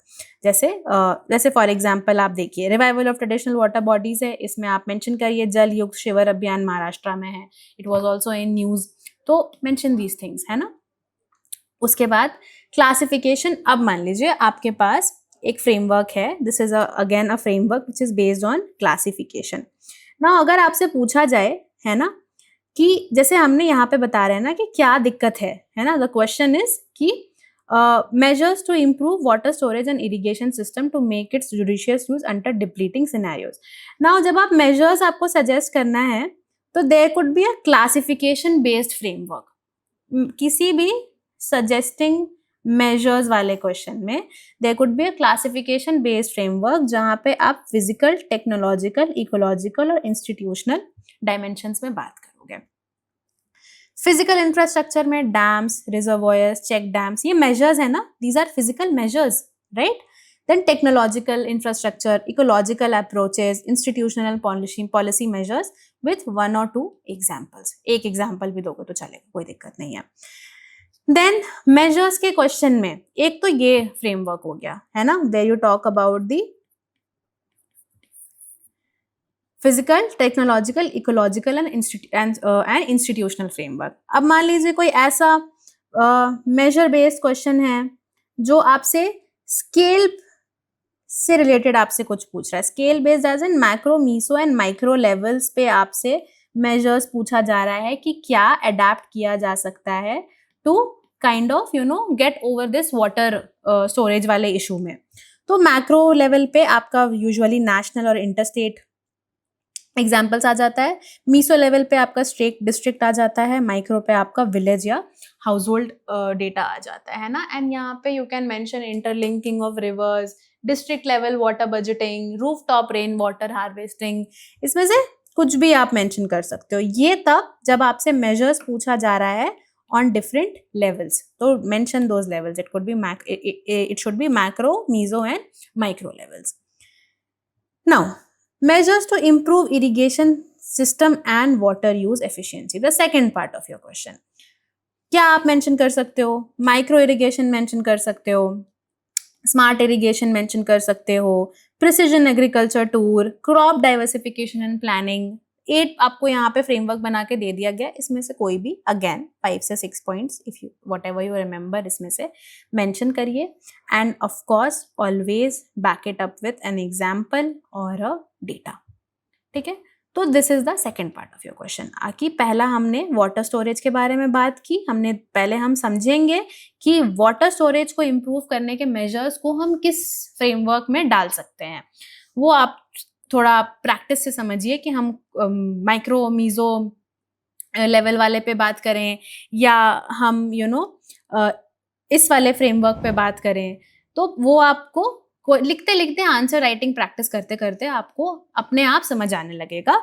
The framework, this work has been done for you, कि आपको समझ में आ जाए कि इन्हीं लाइंस में हमें आंसर को एड्रेस करना है। And then the second part of your question which we are addressing here, जहाँ पे हम उनको बता रहे हैं कि इम्प्रूविंग इरिगेशन सिस्टम और वाटर यूज एफिशिएंसी हम कैसे करेंगे। These are your pointers and again steps taken, जिसमें आपका जल शक्ति अभियान, अटल भूजल योजना, हर खेत को पानी, जल जीवन मिशन, अमृत मिशन, इसमें अगर आप if you can mention state level best practices then it is also very good. Centre state को 2 में डिवाइड करिए, सेंटर का बताइए, स्टेट का बताइए। आपके डिस्ट्रिक्ट में भी अगर आपको लगता है ना कि कोई ऐसा स्टेप है जो लिया गया है, वो भी मेंशन कर सकते हो। But of course it should be something which can be validated. Don't write nonsense in your answers. ये मत समझिएगा कि कुछ भी लिख देंगे और मार्क्स मिल जाएगा। The examiner can always verify what you have written, है ना। So then come to the conclusion where you can again talk about more crop per drop. Now देखिए, इस तरह के जो कोट्स है ना, if you आप अगर इनको याद कर लो, अगर आप आपके पास इनके नोट्स टाइप के बने हुए हैं, तो देखिए कितना डायमेंशनल इसका कितना ज्यादा है। 2020 के भी क्वेश्चन में लग जा रहा है, 2021 के भी क्वेश्चन में लग जा रहा है। सो PYQs का रेलेवेंस अगेन बहुत ज्यादा है, and note making when it comes to data pointers, again इसका रेलेवेंस बहुत ज्यादा है।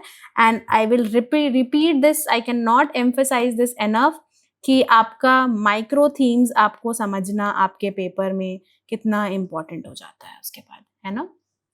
Now moving ahead, this is again a 2020 question, जहां पे आपसे सेलिएंट फीचर्स ऑफ जल शक्ति अभियान के बारे में पूछा जा रहा है, which was launched by the government of India for water conservation and water security. Now 10 marker question, this is a direct scheme based question.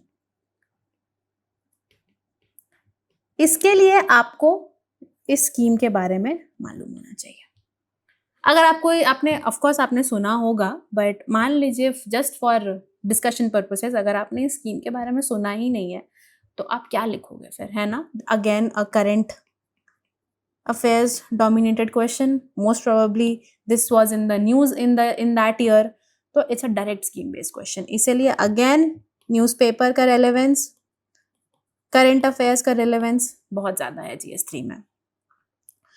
Now इस तरह के क्वेश्चन में जो डायरेक्ट स्कीम बेस्ड क्वेश्चंस होते हैं ना, you can start with talking about the scheme itself. आप जल शक्ति अभियान के बारे में बात करिए कि कैसे वो एक 2019 का एक कैंपेन है जिसको मिनिस्ट्री ऑफ जल शक्ति ने लॉन्च किया है, and to promote water conservation and water resource management.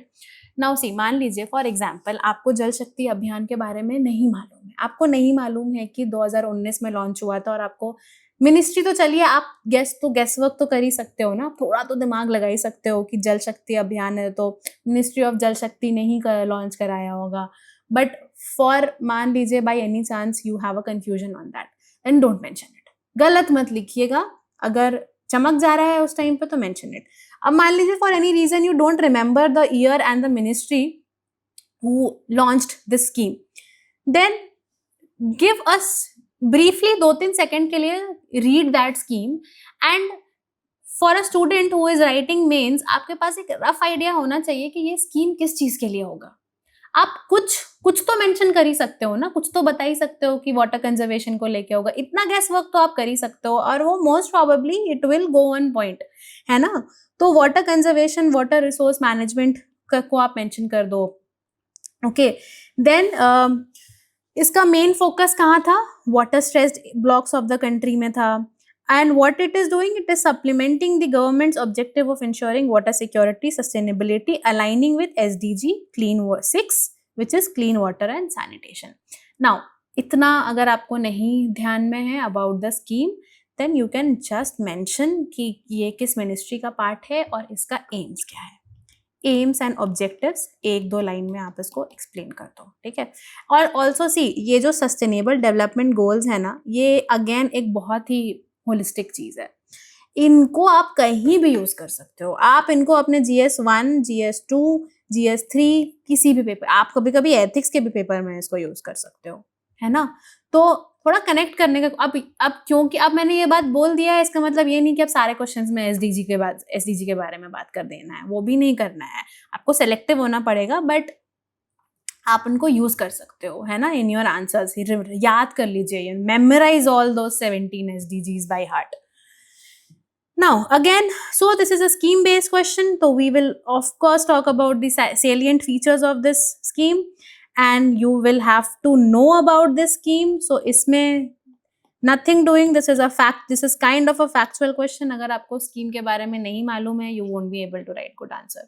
So इसका फोकस कहाँ है वाटर स्ट्रेस्ड एरिया में, इसके 5 की इंटरवेंशन एरियाज क्या हैं, यू नो, इसका जन आंदोलन अप्रोच क्या है, time bound mission mode campaign में चल रहा है ये। So these are the salient features of Jal Shakti Abhiyan. इसमें से again 5-6 points you will have to mention। it is a 10 marker question, so 2 pages, so आपका ये 2 पेज में खत्म हो जाएगा। and then talk about the advantages or the benefits of this scheme।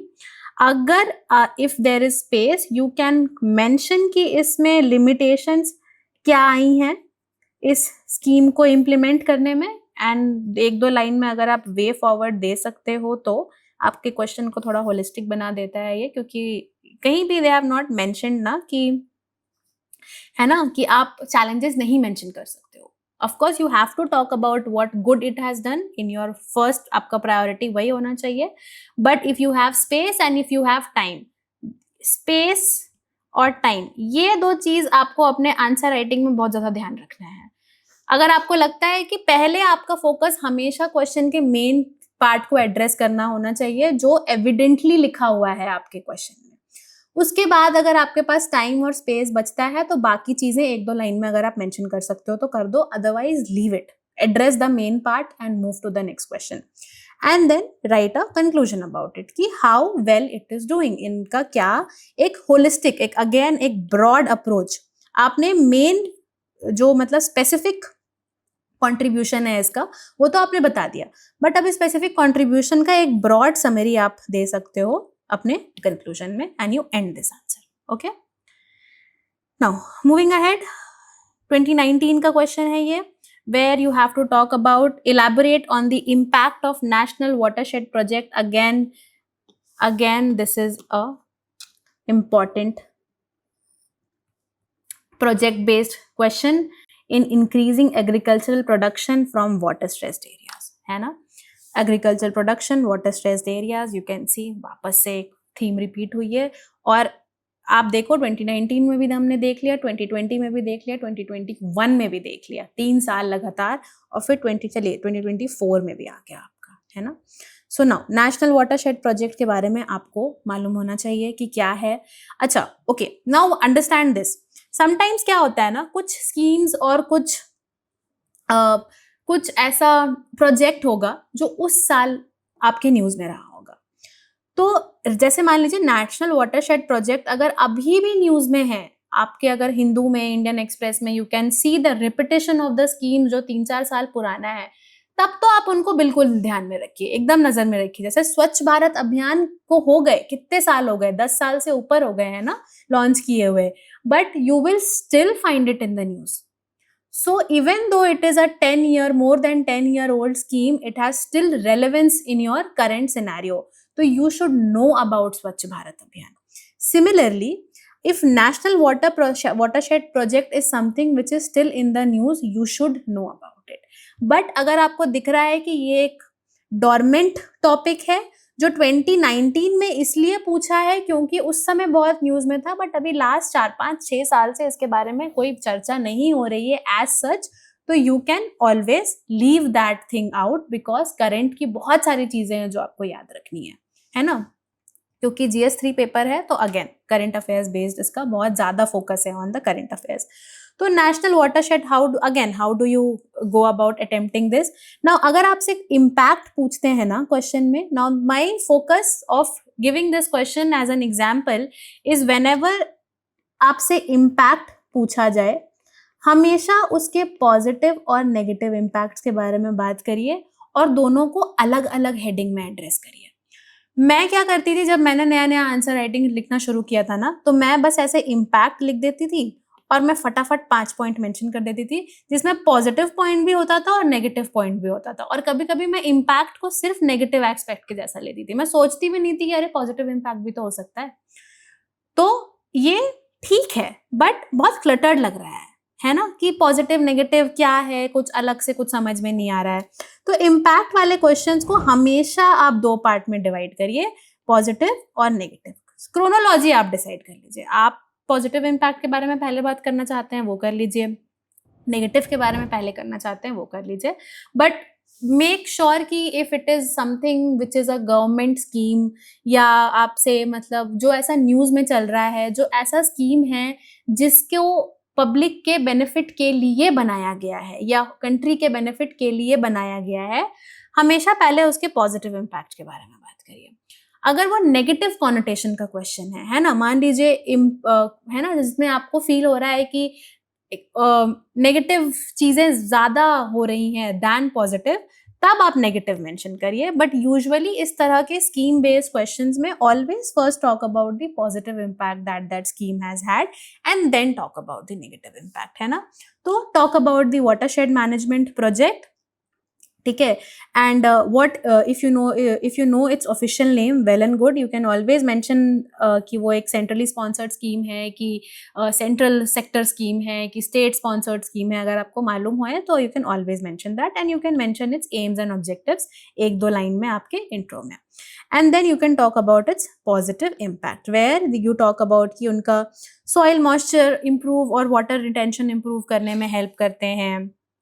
इसके details and outcomes 1-2 line में आप उनको बता दो कि चेक डैम्स और फार्म पॉन्ड्स और बंडिंग एंड रिचार्ज पिट्स, इनके थ्रू क्या हो रहा है, you know the in situ moisture conservation हो रहा है, लॉन्गर क्रॉप ग्रोइंग सीजन को इनेबल कर रहे हैं, ये आप ऐसे मेंशन करो, है ना। And then cropping intensity, farm incomes, drought resilience, इनके बारे में आप बात करिए। यहाँ पे कुछ डेटा पॉइंटर्स दीजिए, कोई स्टेट रिलेटेड कोई स्टेट में कुछ अगर इसके वजह से कुछ इम्पैक्ट, पॉजिटिव इम्पैक्ट पड़ा है तो उसको मेंशन करो आप, है ना।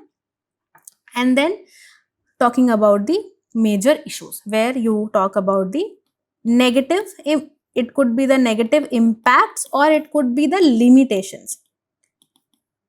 नाउ अगेन मेजर इश्यूज वाले क्वेश्चन को आप एड्रेस करो इस फ्रेमवर्क में, where you talk about the institutional gaps, community participation में gaps, fragmented planning, regional disparity, monitoring and evaluation issues and short term focus. तो कैटेगरी क्या है और उससे रिलेटेड इशू क्या है ना, 1-2 लाइन में अगेन मेंशन इट कि इस प्रोजेक्ट में इशू कहाँ कहाँ आ रहा है। पॉजिटिव इम्पैक्ट आपने बताया तो आपको थोड़ा सा नेगेटिव इम्पैक्ट भी बताना होगा, एंड देन उसके बाद आप इसका कंक्लूजन देते हो, and before giving conclusion you will have to mention your way forward. How you go about solving this issue कि हाँ watershed management एक बहुत अच्छा इनिशिएटिव है, इसके ये पॉजिटिव और नेगेटिव इम्पैक्ट्स हैं, इसका ये लिमिटेशंस है, but I will also give you a solution and then write the conclusion. ठीक है. नाउ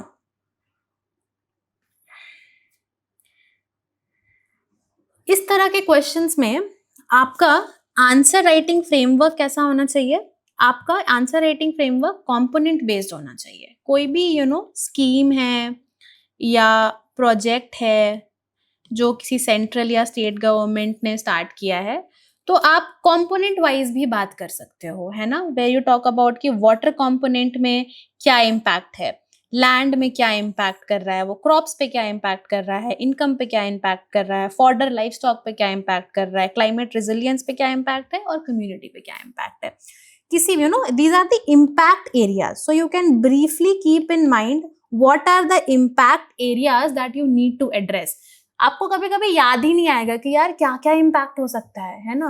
बट आपको अगर दिमाग में थोड़ा थोड़ा रफली अगर याद है कि इम्पैक्ट कंपोनेंट्स क्या क्या हो सकते हैं, किन किन एरियाज में इम्पैक्ट पड़ सकता है, तो फिर आप इजीली आप वहां पे लिख सकते हो कि यार ये जो हमारी स्कीम है ना, उसमें इन कंपोनेंट्स पे पॉजिटिव असर पड़ रहा है, और इन कंपोनेंट्स को अगेन ध्यान रखते हुए आप पॉजिटिव भी बात कर सकते हो और आप उनकी लिमिटेशंस भी दे सकते हो, है ना. सो this could be your framework around impact related questions.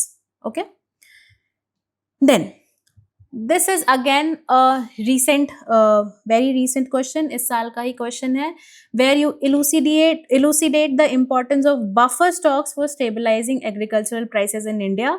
What are the challenges associated with the storage of buffer stock? Discuss.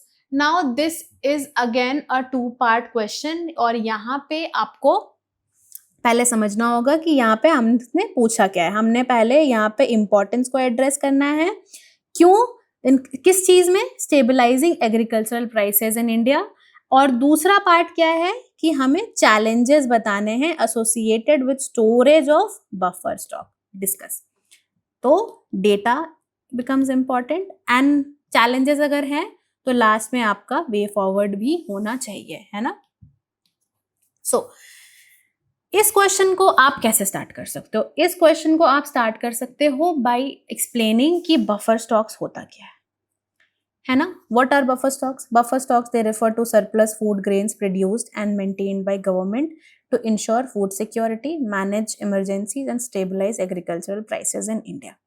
और आपको ये भी मालूम होना चाहिए कि बफर स्टॉक हमारी कंट्री में मैनेज कौन करता है, which is the Food Corporation of India, है ना. आप ऐसे भी स्टार्ट कर सकते हो. अब मान लीजिए आपके पास अगर कुछ डेटा है बफर स्टॉक को लेके कि इतना वेस्टेज हो रहा है या इतना बफर स्टॉक है हमारे कंट्री में, you can start with that also. But it is better that you try starting the question by explaining what actually buffer stock is. Then addressing the first part of the question in your body where you talk about the importance of buffer stock. क्या क्या importance हो सकता है? आप अगर economics अगर आपने अच्छे से पढ़ी है ना, you see this is a static question से रिलेटेड है ना, ये स्टैटिक पार्ट से क्वेश्चन है. ये करंट, इसमें आप डेटा डाल सकते हो. करंट में अगर कुछ स्कीम आई है बफर स्टॉक को लेके तो आप वो डाल सकते हो, बट ऐसे देखो तो ये स्टैटिक पार्ट का क्वेश्चन है. तो काइंड ऑफ आपको मार्केट और बफर स्टॉक को तो लेके यार न्यूज में चर्चा होती ही है ना, तो आपको पता होना चाहिए. तो यू शुड नो. ऐसे कुछ भी डोंट राइट लाइक एमेच्योर्स के जैसा मत लिखिए इस तरह के क्वेश्चंस में, स्पेशली जो अगर आपके स्टैटिक पार्ट से आ रहा है. आपका एक एक्सपीरियंस, आप एक सिविल सर्वेंट बनने जा रहे हो, वो एक स्टैंडर्ड आपके आंसर्स में दिखना चाहिए. तो इम्पोर्टेंस आप मेंशन जब करोगे बफर स्टॉक का प्राइस स्टेबलाइजेशन में, नाउ सी प्राइस स्टेबलाइजेशन पे फोकस है ना, तो आपका आंसर भी प्राइस स्टेबलाइजेशन के ऊपर होना चाहिए. सिर्फ इंपॉर्टेंस ऑफ बफर स्टॉक के बारे में आपको नहीं बात करना है. बफर स्टॉक का इंपॉर्टेंस ऑन प्राइस स्टेबलाइजेशन, ये आपके को स्पेसिफिक कर दिया है इस क्वेश्चन को, है ना. तो you will have to mention in this context. Buffer stock का आप बेनिफिट्स दे दोगे तो उसका इंपॉर्टेंस, उसका कोई बहुत आपको मार्क्स कम मिलेंगे, है ना. तो क्या प्राइस स्टेबलाइजेशन में क्या फायदा है? प्राइस क्रैश को बचाता है, देन प्राइस सपोर्ट है फार्मर्स को, प्राइस मॉडरेशन है शॉर्टेजेस के टाइम पे, फूड सिक्योरिटी इंश्योर करता है, वेलफेयर स्कीम कर रहा है, स्ट्रैटेजिक रिजर्व के जैसा काम है, inter state movement and market intervention में हेल्प है ना। तो यू मेंशन प्राइस स्टेबलाइजेशन के कॉन्टेक्स्ट में आपको यहाँ बात करना होगा।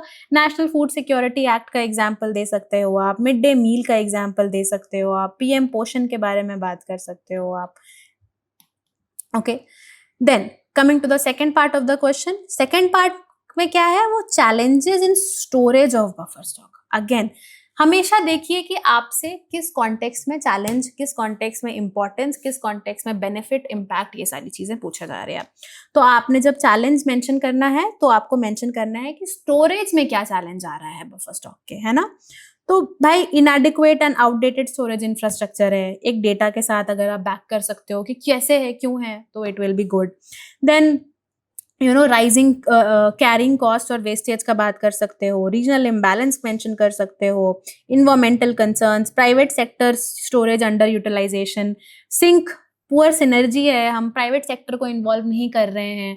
Very good, very good pointers to add in your challenges. तो इसमें से again 5-6 challenges, whatever you can remember उस टाइम पे, mention them, back it up with example, back it up with data. if you have, अगर आपको लगता है कि इस बफर स्टॉक से रिलेटेड कोई ग्राफ है जो आप बता सकते हो कि यार ऐसे ऐसे इसके राइज के वजह से ये चैलेंजेस फेस करना पड़ा है इन सेक्टर्स को बफर स्टॉक्स में। I am just giving an example, हो सकता है कोई ऐसा मैप, आप कोई ऐसा ग्राफ हो ना, बट अगर आपको दिखता है कहीं भी न्यूज़पेपर में, आप डाल दो। चैलेंजेस में नहीं, ऊपर बफर स्टॉक से रिलेटेड अगर आपके पास कोई ग्राफिकल रिप्रेजेंटेशन है तो आप वो डाल दो, है ना। And of course challenges mention किया है तो वे फॉरवर्ड आपको डालना है, where you can talk about the recommendations of Shanta Kumar committee. Then you can talk about scientific storage infrastructure को प्रमोट करना है, ICT को हम कैसे यूज़ कर सकते हैं, प्राइवेट सेक्टर का कैसे पार्टिसिपेशन हम बढ़ा सकते हैं, एंड देन क्रॉप डाइवर्सिफिकेशन कैसे हम इम्प्रूव कर सकते हैं। This could be your way forward. A lot of way forwards have been mentioned here, picking up 4 to 3-4 way forwards will suffice. It is more than enough. Okay, एक और चीज ध्यान रखिएगा, I remembered it from the mention of Shanta Kumar committee here. Dalwai committee हो गई, Shanta Kumar committee हो गई, committees जो आपके एग्रीकल्चर रिलेटेड अगर उन्होंने कुछ सजेशन दिया है ना, अब ये नहीं कि आप वो कमिटी को जाओ और उनके सारे रिकमेंडेशंस पढ़ने लग जाओ, बहुत काउंटर प्रोडक्टिव हो जाएगा वो। बट हर कमिटी के रिकमेंडेशंस को अगर आप 2-3 लाइन में ब्रीफली बता सकते हो ना कि मेजर इस कमिटी का फोकस किस चीज पे था, है ना, तो that is like an additional 4 चांद इन योर आंसर। तो एग्रीकल्चर के अंडर कोई अगर कमिटी है, मतलब आप सारा नहीं, आप एटलीस्ट 4-5 कमिटी के ब्रॉड गाइडलाइंस और रिकमेंडेशंस तो याद कर ही सकते हो, है ना। तो उन 4-5 कमिटी को आप मेंशन करो अपने नोट्स में एंड याद करते रहो, रिवाइज करते रहो कि भाई शांता कुमार कमिटी ने ये बोला, दलवाई कमिटी ने ये बोला, है ना। Now, so and then you, after giving your way forward, you mention your conclusion कि आप कैसे procurement, storage, distribution को, इन सबको अगर आप align कर दो with dynamic needs and modern infrastructure, India can ensure a आत्मनिर्भर and resilient agricultural economy. आत्मनिर्भर भारत में then things like जो भी हमारे कंट्री, विकसित भारत, हमारे कंट्री का जो भी है ना, भी हेडलाइंस, लोगोस चल रहा है, हमारे कंट्री का एक रिप्रेजेंटेटिव स्लोगन्स जो चल रहा है, उसको आप मेंशन कर सकते हो यहाँ पे। नाउ स्टेक, अब जैसे मान लीजिए, now what you have to keep in mind here is, अगर आपसे इस तरह के क्वेश्चंस में अगर आपसे स्टेक होल्डर अप्रोच पे क्वेश्चन पूछा जाए, in a question like this, where the question about buffer stocks को लेके अगर आपसे क्वेश्चन आए, वेयर दे आस्क यू कि जो स्टेक होल्डर हैं, है ना, उन पे क्या इम्पैक्ट पड़ रहा है ना, या उन स्टेक होल्डर्स के लिए बफर स्टॉक का क्या इम्पोर्टेंस है।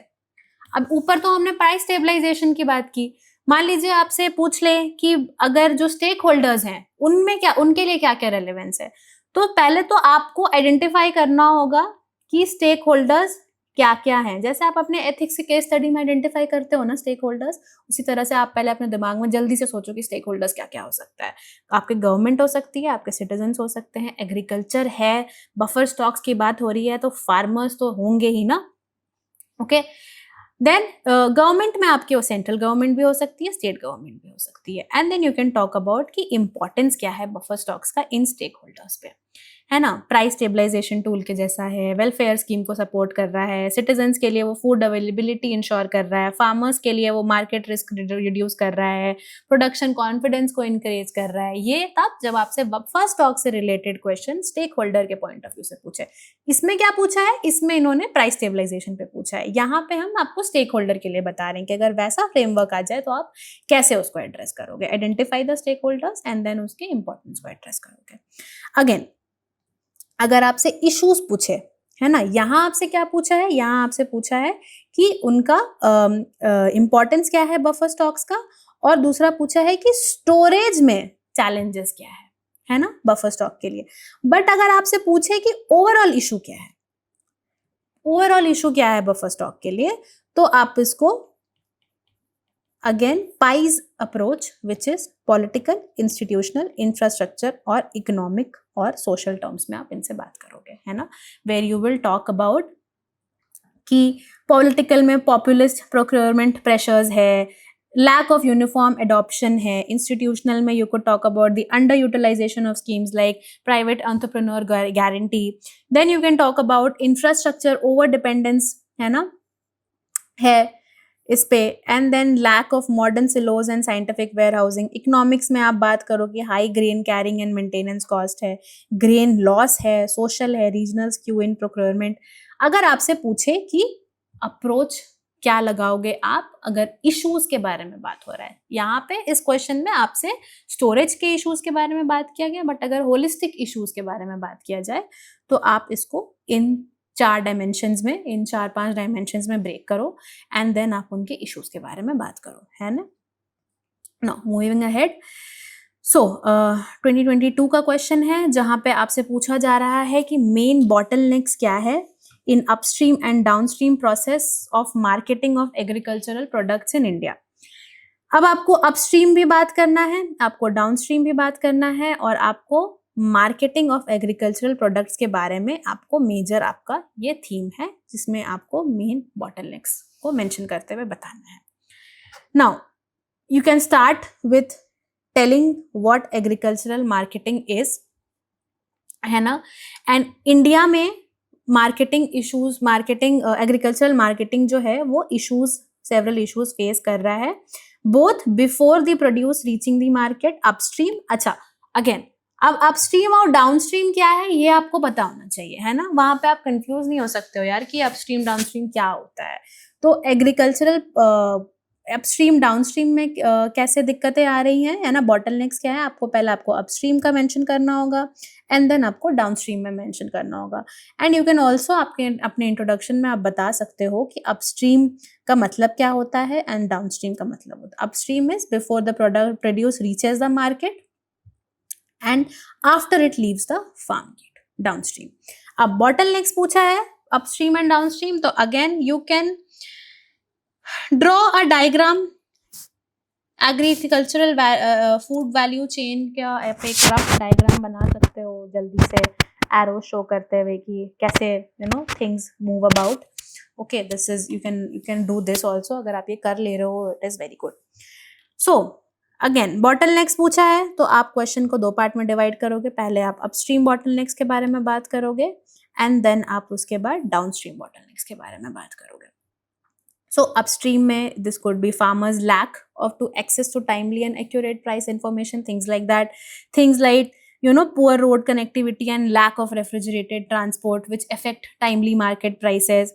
कुछ अगर डेटा पॉइंट्स अगर आप यहाँ डालो, है ना, कुछ भी डेटा यहाँ पे लिखो, नाबार्ड का डेटा डाल सकते हो, MSP का डेटा डाल सकते हो, मिनिस्ट्री ऑफ रूरल डेवलपमेंट का डेटा आप दे सकते हो।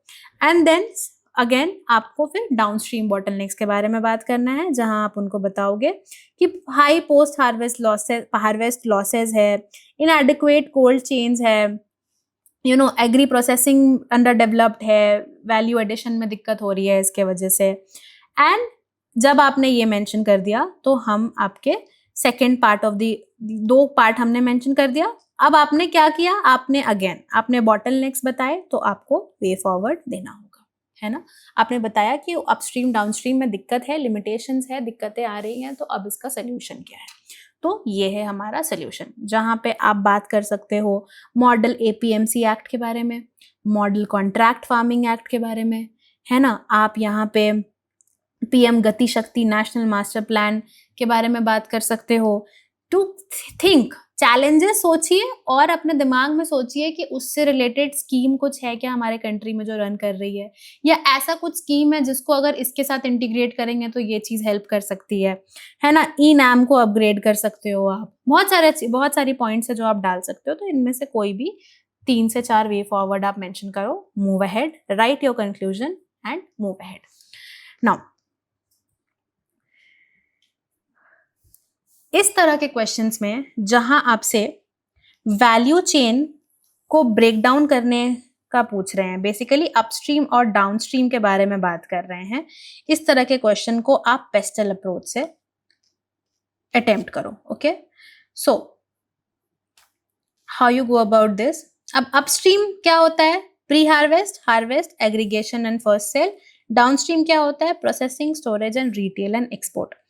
अब इसको, है ना, वैल्यू चेन को आपको ब्रेक डाउन करके पूछने बोल रहा है, जहां पे आपको दोनों इश्यूज को एड्रेस करना है। इस तरह के फ्रेमवर्क को इस तरह में, मान लीजिए आपसे दूसरा कुछ क्वेश्चन पूछे जहां पे there is a value chain attached to the whole process and आपको again upstream and downstream approach के बारे में बात करना है, use the PESTEL method. PESTEL method, I am sure most of you are aware of it.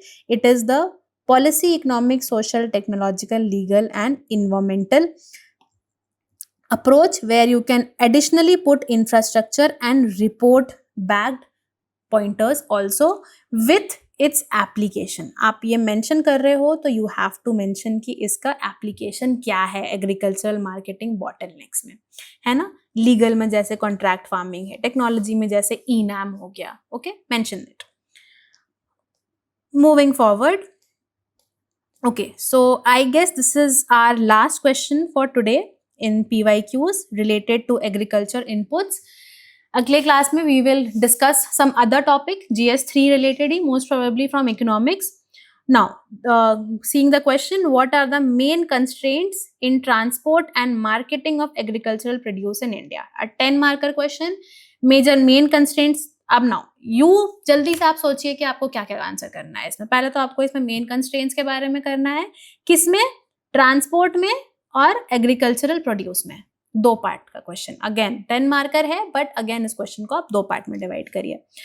How do you start, you start by talking about the data of 40 million tons of food grains annually costs across India. You know, the Food Corporation of India transports approximately 40 million tons of food grain annually across India, primarily relying on railways। over 85% reliance है railways पे, है ना। तो अब क्या दिक्कत क्या है, आपने ये तो मेंशन कर दिया कि रेलवेज पे there is a reliance of 85%। So इसका वे फॉरवर्ड भी आपको यहाँ पे चमक गया होगा, है ना, कि वे फॉरवर्ड में हम ये भी लिख सकते हैं कि ट्रांसपोर्टेशन को रेलवेज के अलावा आप दूसरी चीजों पे भी डिपेंडेंट बनाइए। लॉजिस्टिक्स एक्ट जो है उसका रेलेवेंस आप यहाँ पे वो मेंशन कर सकते हो। आप ये लिख देखते ही आपको वे फॉरवर्ड चमक जाना चाहिए, बट ठीक है, पहले हम फर्स्ट पार्ट एड्रेस करेंगे, उसके बाद हम वे फॉरवर्ड पे जाएंगे। तो पहला पार्ट क्वेश्चन का क्या है कि ट्रांसपोर्ट में क्या क्या इश्यूज है। रोड इंफ्रास्ट्रक्चर का इशू है, स्टोरेज और पैकेजिंग का इशू है, लॉजिस्टिक्स का इशू है, टेम्परेचर कंट्रोल का इशू है, सीजनल वेरिएशंस है, over dependence on railways, high transportation cost, limited use of waterways. These are all the issues which transport के पॉइंट ऑफ व्यू से agricultural produce in India face कर रहा है ना। Now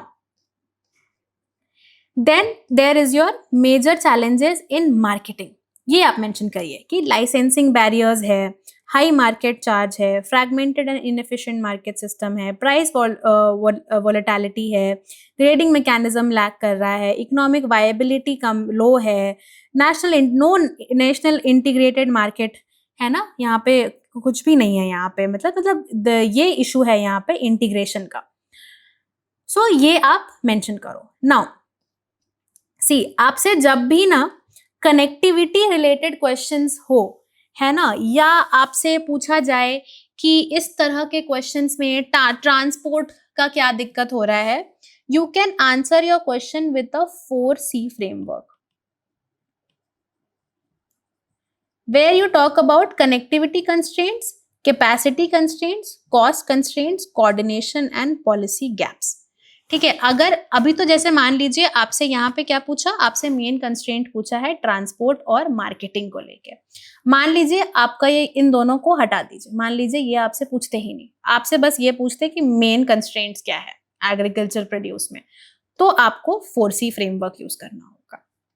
where you will, आप connectivity के भी बारे में बात करोगे, आप कैपेसिटी कंस्ट्रेंट्स के भी बारे में बात करोगे, आप कॉस्ट कंस्ट्रेंट्स के भी बारे में बात करोगे, और आप कोऑर्डिनेशन एंड पॉलिसी कंस्ट्रेंट्स, ये आपका एक होलिस्टिक आंसर बनेगा जहां आपसे ब्रॉडली पूछा जा रहा है कि इश्यूज क्या है। यहाँ पे स्पेसिफिक है, ट्रांसपोर्ट कर दिया है स्पेसिफिक, बट अगर ये नहीं होता और आपसे सिर्फ डायरेक्टली पूछते हैं ये, तो आप इसको इस तरह से आंसर करोगे कि आपने 4C फ्रेमवर्क लगाया एंड मेंशन की इनमें इनके अपनी इंडिविजुअल इश्यूज क्या है। ठीक है, अब मान लीजिए यहाँ पे तो मेजर चैलेंजेस इन मार्केटिंग है, ये आपने मेंशन कर दिया। अगेन मान लीजिए आपसे होलिस्टिकली पूछा जाए कि मेजर चैलेंजेस क्या है, जैसे आप इस क्वेश्चन में देखिए मेन कंस्ट्रेंट्स मान लीजिए आपसे पूछा। ठीक है, अब मान लीजिए ये क्वेश्चन आपका होता कि कंस्ट्रेंट्स के जगह आपके चैलेंजेस आ जाते हैं। Although challenges and constraints are more of like same ही चीजें, सिमिलर चीजें ही हैं, बट ठीक है, अलग अलग तरह से अप्रोच करिए क्वेश्चंस को। कंस्ट्रेंट वर्ड मेंशन किया है तो 4C फ्रेमवर्क यूज कर लीजिए, चैलेंजेस मेंशन किया है तो पेस्टल फ्रेमवर्क यूज कर लीजिए, है ना। तो अब चैलेंजेस को आप कैसे मेंशन करोगे पेस्टल फ्रेमवर्क के थ्रू, आप पॉलिटिकल कंस्ट्रेंट्स बताओगे, आप इकोनॉमिक कंस्ट्रेंट्स बताओगे, आप सोशल कंस्ट्रेंट्स बताओगे, टेक्नोलॉजिकल कंस्ट्रेंट्स, लीगल कंस्ट्रेंट्स, ये सब आप मेंशन करोगे, है ना। देन इन्वायरमेंटल कंस्ट्रेंट्स, इसमें एक दो पॉइंटर्स नीचे, इनको सब हेडिंग के नीचे आपके उसके सब पॉइंट्स दीजिए, आप एग्जाम्पल्स मेंशन करिए पॉलिटिकल में, जैसे है ना lack of decentralize market governance है यहाँ पे। देन इकोनॉमिक कंस्ट्रेंट में आप प्राइस वॉलेटिलिटी की बात कर लीजिए, या ओवर डिपेंडेंस ऑफ मिडिलमैन हो रहा है। These are your broad major challenges जो आपको फेस करना पड़ रहा है। पेस्टल फ्रेमवर्क के थ्रू आप इसमें बात कर सकते हो, मार्केटिंग के सेंस में भी बात कर सकते हो, ओवरऑल ब्रॉडली चैलेंजेस पूछा जा रहा है तो उसमें भी आप ये अप्रोच लगा सकते हो। And then again very the most important part is your way forward. Now क्योंकि आपने कंस्ट्रेंट्स को 2 पार्ट में डिवाइड किया है, आपने 2 पार्ट में बताया है कि ट्रांसपोर्ट में क्या कंस्ट्रेंट्स है और मार्केटिंग में क्या कंस्ट्रेंट है, तो वे फॉरवर्ड में भी कोशिश करिए कि आप वे फॉरवर्ड दोनों का अलग अलग बताइए। पिछले क्वेश्चंस में भी अगर कहीं भी ऐसा है कि 2 पार्ट में हमने किया है, तो अगर उसका वे फॉरवर्ड भी आप उन्हीं पार्ट्स में एड्रेस करोगे तो अच्छा रहेगा, you know, it gives you a clean outlook. नहीं कर पा रहे हो, किसी का एक ही पॉइंट याद आ रहा है तो कोई बात नहीं, एक साथ आप लिख दो, but mention, way forward mention करना इज इंपॉर्टेंट। यहाँ पे जैसे आप देखिए ट्रांसपोर्ट और मार्केटिंग में ऐसा है कि वे फॉरवर्ड के लिए हमारे पास पॉइंट्स हैं, है ना, तो आप अलग अलग करके भी मेंशन कर दो कि ट्रांसपोर्ट के लिए क्या वे फॉरवर्ड हो सकता है, strengthening cold chain networks, multi modal transport, financial support, और मार्केटिंग में हमारा क्या वे फॉरवर्ड हो सकता है, डेंसिटी ऑफ मार्केट्स पे बात करिए, सिंगल लाइसेंस के बारे में बात करिए, where you replace separate license for each market with a single hassle free and online license valid for the entire state. और थोड़ा सा रिकमेंडेशन अशोक दलवाई कमेटी का उठा लीजिए। आई वुड सजेस्ट कि ये वाले कमेटी के जो रिकमेंडेशंस हैं, आप अगर इनके अंदर कहीं डाल सकते हो तो कोशिश करिए कि उसमें इन्वॉल्व कर लें, नहीं तो you can always mention it as a point, bigger point, जैसे ये 2 आपके 2 सब हेडिंग्स है ना, वैसे ही जैसे यहाँ मेंशन किया, इसको एक सब हेडिंग्स के जैसा 1-2 रिकमेंडेशन आप इसके मेंशन कर दो, है ना, where you can talk about कि जैसे इस केस में आप देखो यहाँ पे, I'll just erase it for clear viewing. Yeah. So, mini market का कॉन्सेप्ट दिया है अशोक दलवाई कमेटी ने, वन इंडिया मार्केट का दिया है, प्राइमरी रूरल एग्रीकल्चरल मार्केट का इन्होंने रिकमेंडेशन दिया है। तो ऑफ कोर्स सारा कुछ आपके लिए पॉसिबल नहीं होगा याद रखना, बट कोई 2-3 आप मेंशन कर दो, है ना। और अगर इसके रिकमेंडेशंस को आप इन दोनों के अंदर डाल सकते हो तो फिर बहुत अच्छी बात है, बट प्लीज मेंशन कि ये अशोक दिलवई कमेटी के रिकमेंडेशंस है। ये नहीं कि आपने उनके रिकमेंडेशन को मेंशन कर दिया और कमेटी का नाम ही नहीं लिखा, डोंट डू दैट, है ना। And then end your answer with the conclusion कि bridging transport and marketing gaps. What does it requires? It requires an integrated efforts through PM Gati Shakti, Kisan Rail, ENAM expansion. What we can do is एक seamless agri logistics market ecosystem बना सकते हैं ना, farmer income को double कर सकते हैं. Doubling the farmer income is something again our government promoted काफी time से. तो इस तरह से आप conclusion को mention करिए. So conclusion again as I told you beginning में कि conclusion आपका हमेशा एक broad समरी होना चाहिए ऊपर की चीजों का जिसके बारे में आपने बात किया है. तो we will end our session today here. This was your PYQs based on your agricultural inputs. Go through this file एक बार, see the frameworks, get used. Basically see point है ना कि the point of showing you these frameworks is not कि आपको हम spoon feed कर रहे हैं, आपको हम स्पून फीड नहीं कर रहे हैं कि ऐसे ऐसे लिख के आ जाना हो जाएगा. आप समझिए कि इस तरह के क्वेश्चंस में आपका ब्रॉड फ्रेमवर्क आप समझ रहे हो कि कैसे लिखना है. उन फ्रेमवर्क्स को थोड़ा समझिए और उसका कहाँ कहाँ आप इसको यूटिलाइज कर सकते हो, किस किस एरियाज में, इनके अलावा आप किन किन एरियाज में इसको अप्लाई कर सकते हो, ये समझिए आप. आंसर राइटिंग फ्रेमवर्क हमेशा आपके दिमाग में होना चाहिए. कोई भी बिल्डिंग का फाउंडेशन हमेशा एक सॉलिड रफ स्ट्रक्चर पे बनता है ना, जो एक आप फाउंडेशन उसका क्रिएट करते हो, जो एक फ्रेमवर्क होती है बिल्डिंग की, सेम वे आपका आंसर होता है. तो एक ब्रॉड फ्रेमवर्क समझना हर आंसर के पीछे is very important and that is what we have tried to tell you here. Next session में we will talk about something else mostly related to economics or something from GS3 only.